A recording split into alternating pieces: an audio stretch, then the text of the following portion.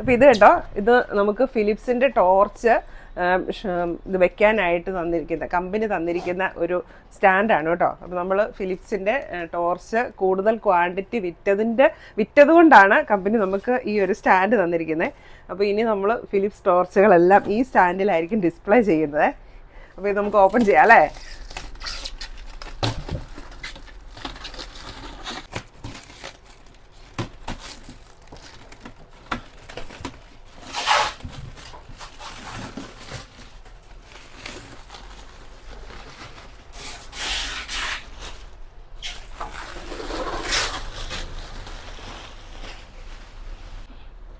പല വലുപ്പത്തിലുള്ള ടോർച്ചുകൾ സെറ്റ് ചെയ്യാൻ വേണ്ടിയാണ് പല വലുപ്പത്തിലുള്ള ഷെൽഫ് തന്നിരിക്കുന്നത്.